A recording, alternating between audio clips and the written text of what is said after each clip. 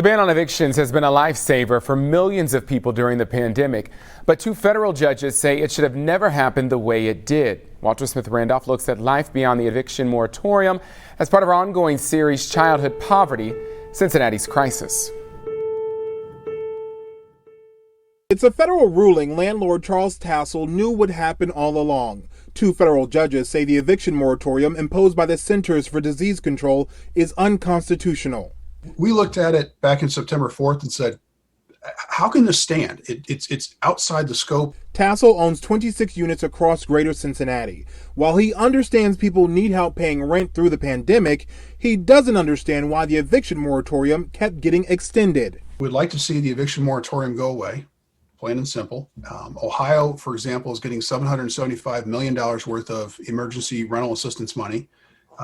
Kentucky's receiving over $296 million. Those are funds that need to be in people's hands. Seth Weber with the Cincinnati Tenants Union says the eviction moratorium is just kicking the can down the road. That leaves them owing banks a bunch of money because they're not getting their rent.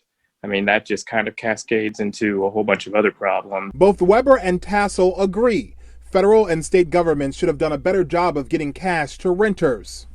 People at the end of this moratorium are still, if they weren't able to afford their rent, they're going to have thousands and thousands of dollars at the end of this to pay back. Tassel says that's why it's imperative renters work with their landlords to get the $25 billion in rental assistance promised in the stimulus. It'll help get the person out of the rent that they owe and get that bill paid.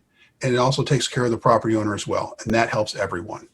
Walter Smith Randolph, Local 12 News. Now, despite ruling the ban on evictions unconstitutional, the judges did not impose injunctions. The current moratorium expires at the end of the month.